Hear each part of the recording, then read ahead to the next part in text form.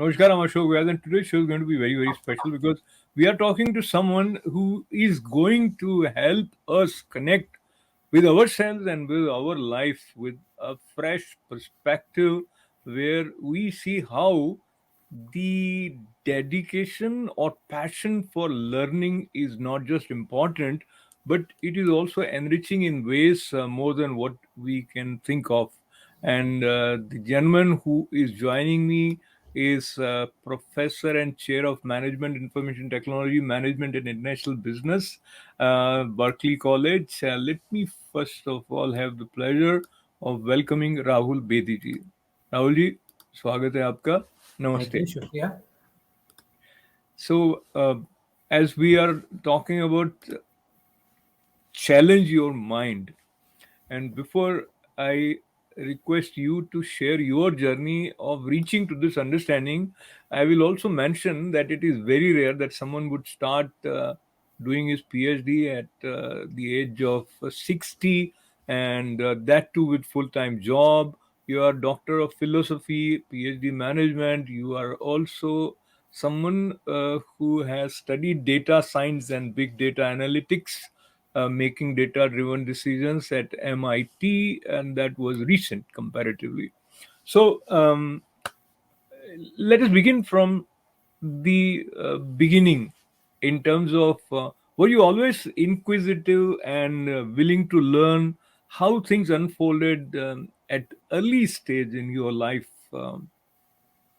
things like Thank you. that? Yeah. Thank you very much.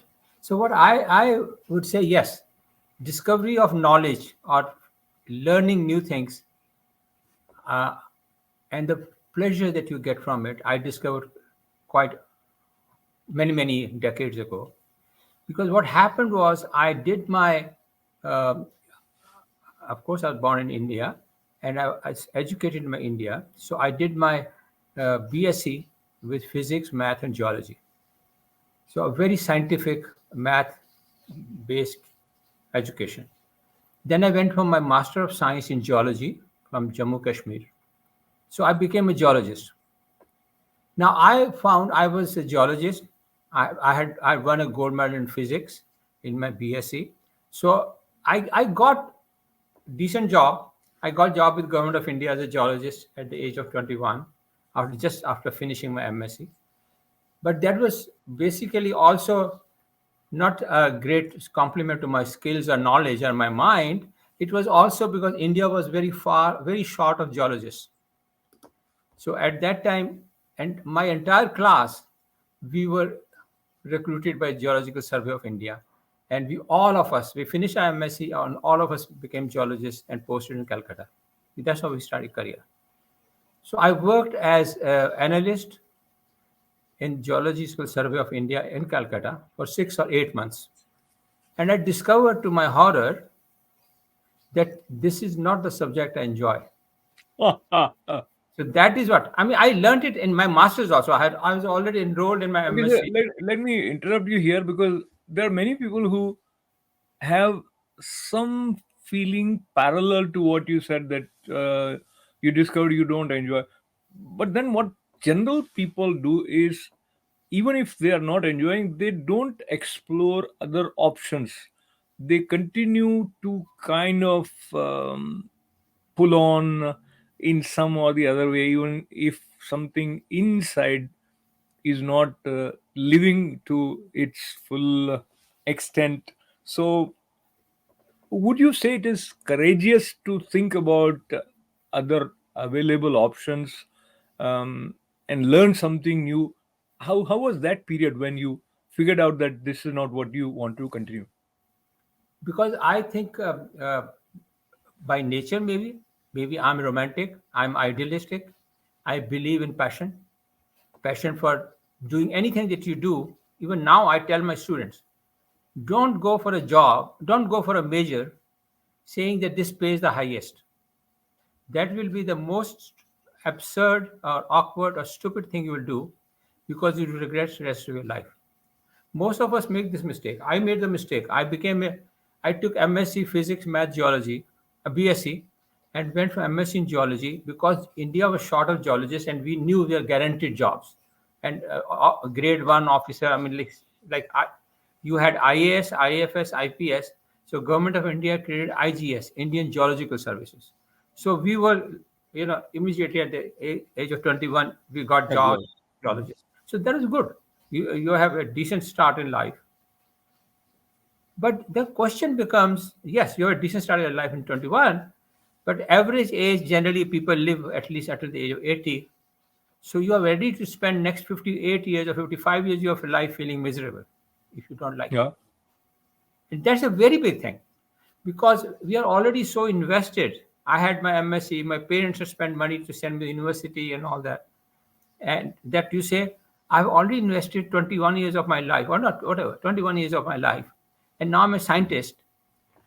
If I don't like it, but now how can I restart my real life? So, but what I say is, as long as you can dream, you can fly and you'll be happy. Okay. So Sometimes you'll fall, yeah. sometimes you'll get hurt in the process, but still you're going, trying to do something that you like, not just saying, oh, my salary is there, my benefits are there, my health care is there. Don't start thinking at the age of 21. You're too young. You have to fly. As parents, I say, my wife, name is Susham, she always said, Rahul, बच्चों को उड़ने दो. So that's what parent job is. We have to not only, I mean, I'm talking from the Indian cultural point of view, we feel that education for our children is the most important. But I think education is very important, but even more important is capacity to dream and fly. You must fly because if you cannot fly, then you are living a life of an ant. That's not a great life.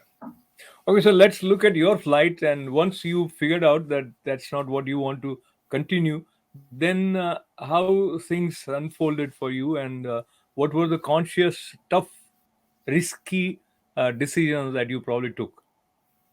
So I was, yeah, for me, what I saw in Calcutta, that yes, I was decently paid. I was a government of India officer.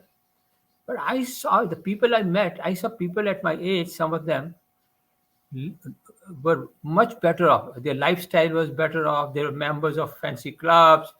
They already have cars, or I saw the monetary and the lifestyle difference between me and many other people who were 21, 22. So, and that these were the guys or people, yeah, they were, mostly we were men at that time. Women were not playing that strong role in that culture. That we, these were the young people who were recruited by mainly British or American companies as their executives, trainees, and then made executives. And so I, when I met them, I picked up some ropes from them and I applied for jobs with British. These were called mercantile houses. These were companies established by Britishers. Some companies 100 years ago, some 50 years ago, some 120 years ago. Companies established to do business in India. They were, you can say, just from after East India Company, these were the companies that came and they took the major sectors. So I applied to a company. The name was Gilander Arbuthnot. It was established by Gladstone, who used to be the Prime Minister of England. So his family established this company called Gilanders Arbuthnot. So I applied to many companies, not just to Gilanders, but by it happened is I got the job with Gilanders. So Gilanders Arbuthnot were big in tea plantations and copper mines. So I got the job in tea plantations. So the beauty of it was that we were recruited in Calcutta, but we were treated as if we were recruited in England. So this we were treated like expatriates. So we got the salary and benefits exactly like a Britisher who was recruited in Scotland or England. So for me that was my first flight metaphorically and this thing because when they took me they gave me my contract and everything. We used to be called covenanted assistants or covenanted management. So this was a contractual. For 3 years, you get the contract. So I still remember I was 21, and I went and then they did all the interviews and everything, my medical testing and everything. They said, okay, you're on. So we'll be posting you in one of our plantations in Assam, near the Burma border, Nagaland and Burma border. There I was sent. So that is the, and they said, okay, so we are booking you in 2 weeks' time. You catch a flight from Dum Dum Airport and fly to Assam. So that was the first flight for me was an experience. I had never flown. Hmm. I only went by buses and trains. So as I said, metaphorically and really meaning it, Mhm. physically. So what happened? My class had 22 students who all were. We used to study in Jammu, Kashmir. We were recruited by Geological Survey, and we came to Calcutta, as we were recruited by Geological Survey. So we all were close friends. We were class fellows. Would you believe the other 21, all of them came 6 o'clock in the morning to Dum Dum Airport to say bye to me because Wow. even they had never flown. We were so proud that one of us is taking a flight. We'll experience the flight from Calcutta to Assam, Jorhat in Assam. Yeah. So that is what So I'm I'll sharing actually, with. yeah, I'll take a flight in terms of the time span, and Yeah. you through certain steps of experiences arrived here in New York, and how the role of professor became a part of your experience also involves a lot of learning. Talk to us a little bit about how challenging it was. We are talking about challenging your mind, and many of us are probably not challenging enough. So, is there something that some people have by birth in them, that they are more kind of open to challenge their mind, or it is something like an art or a kind of a skill that can be developed? And I'm saying skill in terms of one's ability and willingness to challenge one's mind. Yes. Some people may be born, but I think more important is your parents, your peers, your professors, because that is where we really grow, we develop. So the whole concept that I have to challenge myself, and that the more I challenge myself, I'll become better. Whether it's running, the more you set higher targets, you will achieve at least 90% of that. So I think the challenging mind, because as I mentioned to you earlier, that slowly as we get older, as the neuroscientists tell us, that our mental development slows down. So but this is called neuroplasticity, that the more we challenge, the plasticity helps us keep on developing further and further. So I absolutely believe that you have to challenge yourself physically and mentally, both, because you'll be surprised. Not only because physically you will see the development, you can quickly see your muscles developing, your body developing, your posture changing, and mentally you will be amazed how quick your mind starts absorbing things. I mean, if I remember, if I remember correctly, that we don't even use 2% of our mental capacity or 3% mental capacity.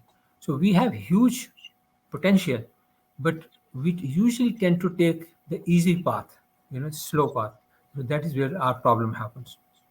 So now, in your case, while the position from the call it corporate world to academic side also is a transition, and what were the steps of learning and challenges that you faced? Were you always sort of passionate about connecting with your students, or you needed to learn a few things in order to be able to do justice to your presence in the classroom? Yeah, I had to develop myself. I had to develop myself. I was mentally I was okay. I'm a decent capacity, but I was a very shy man. I I hated. I mean, I had good friendships, but I would not go out of my way to make friends. I was shy, and not a loner, but not a very gregarious type. It's different. But when once I joined college, I mean, started teaching. Once I started teaching, I found a couple of things very important. For example, I found out that unless I challenge my mind and learn the subject so well, I have to be far ahead of my students. Then only I can win their trust.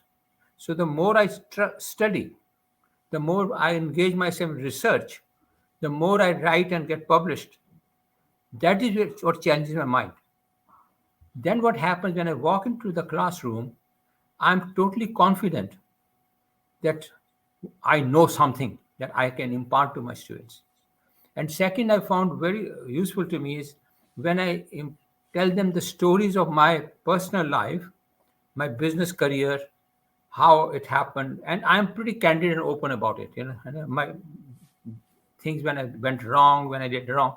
So the students engage with you.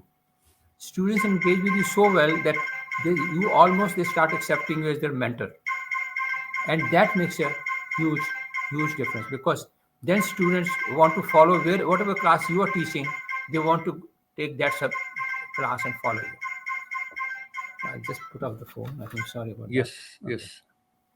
Yeah. So So but this I had to develop. I mean, I was from a shy man, I had to become really stepping out of my go to the class and say, okay, Ashok, what are you doing? Tell me these days, how's your life? Even if it's nothing related to your studies, I'll ask you what are you doing? You know, what's the family? So it's kind of a relationship develops. So let me jump to another side, or the role that you have played as a consultant in the corporate world. So connecting with student is one thing, and uh, helping those who already have their, call it ego, or they feel that they know what they are doing because that is their job. So as a consultant, probably you needed to learn some additional skills where you would communicate in a way that it is received well. Talk to us a little bit about that side. I What I learned was, of course, I mean, this is very basic of any MBA program or BBA program. That you must understand what your customer needs. That is foremost. So my customer in the college, my students, my customer. Now I am meeting you. My audience is my customer. Okay. Or similarly in the consultancy, what I found very interesting. For example, I was approached by you can say by Russian government. Those days, Russia was a great friend and everything was going well. So Russia wanted to uh, modernize the tea industry. So I was approached by the people and put in touch with the Russian government to visit Russia and spend quite some time there, study their tea industry, which is pretty bad, how to improve it. What should we do? So I advised them and getting collaboration from India but that was the basically you understand, and also you have to have the capacity to interact with different stakeholders. So there was a Russian government, there was a state government of the country, Russian state. Then there were industrialists from Calcutta who wanted to give us help. We have to select the right party, selection of machinery. So all that is you have to have the planning and the coordination. But it's interesting, it does develop when anytime you start studying a subject, whether it's tea plantation or studying analytics or artificial intelligence, your mind starts helping you find the right solutions. When many people PhD, doing PhD is not a very regular thing to happen. So what was it that prompted you to challenge your mind and go for that? I was 60 years old when I changed from Government of India job,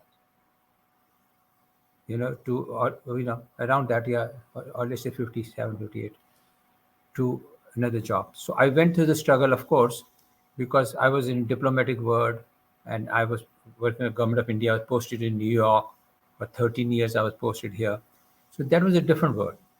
Once that finished, Then it became to find a new area. So I became an entrepreneur. But then, talking to my wife, she encouraged me to become a teacher. So I tried this.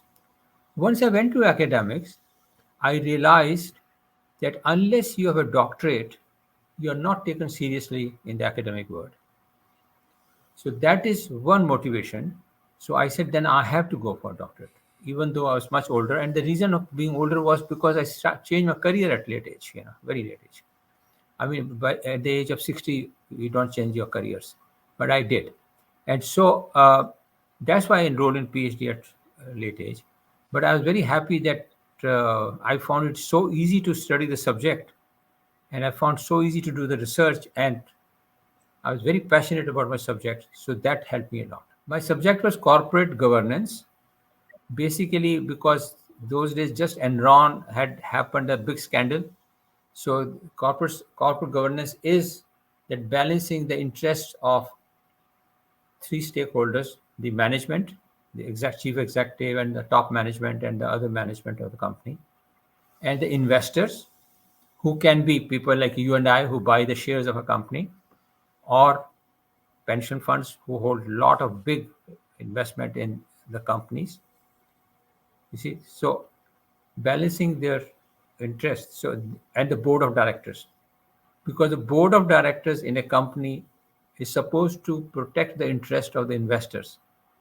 But what happens generally, that board of directors is appointed by the CEO, chief executive officer, and he or she picks up the people who are his or her friends.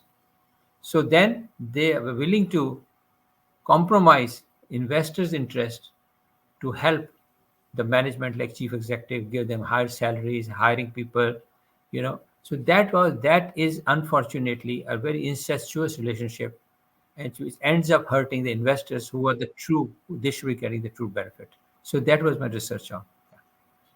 So, looking at the time limit, one last question relates to our decision making and how data plays significant role. Earlier, it was probably more intuitive, or you will have more collaboration and churning of ideas. Now, it is more driven by data. What are the advantages and disadvantages of the rule of data in our lives? We are, let's say, you tell a child, don't go near the fire. Don't go near the fire. You keep telling the child, don't go near the fire, it'll burn you. But child will take that, might listen to you, but one day when he or she puts the fire on, burns her finger, she'll never forget that. So, and that is the experience, and that is the data. So the data of burning your finger by mistake in a fire, you never forget. Okay, your your family may have told you 100 times, no, don't go near the fire. So data gives me actual incidents. Data tells me if I cross the red light, there is 30% chance I might hit another car. So that is based on data, you know. So data is fundamental. Data tells me when the interest rates are going up, the stocks will start going down. Whether somebody else tells you whatever, and you may be dreamer and you say, no, no, I am the super genius, I can take. But these are the facts. These are the facts that data is the history, and but not of one incidence, but incidents that happened in last 6 months, 1 year, 5 years, 10 years, 20 years. And that is the beauty of whole data analysis. So data is not based on intuition. And what is my intuition? My intuition also develops when I have lot of data. A 22-year-old kid will not have the intuition. A 60-year-old man will have intuition. He knows when things go like this, things like happen. What is he doing? He's based on his experience, which is intuition, but based on experience is based on the data that he went through or he studied. So data plays a very important role, and you may find it boring, but if you connect the dots, you will have the whole story in front of Wonderful. you. So we have, if not the whole story, at least part of the story from Professor Rahul Bedi. The key sutra here is challenge your mind. And the Yes. way he has designed his life, this principle has played a significant role. I always have one last question, and this last one is: was there any role model or someone who you would consider inspired you to have the kind of perception about learning and passion for learning that you have? Yeah, that was my father. Yeah, my father was very, I mean, that man, you would never see him without a book in his hand. So it was amazing.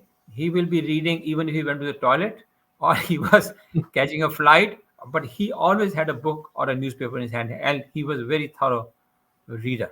And he will, so that's what inspired me. Wonderful. So I appreciate Rahulji. There's so much that one can learn from you, and probably we'll have more opportunity to interact with Professor Rahul Bedi ji. And I know every day is new, but when we are on the threshold of a new year, we have additional motivation to design and fashion our time differently. And in that context, the idea to challenge your mind, I think, would act as a boost. So, thanking Rahulji and thanking all of you with lots of good wishes.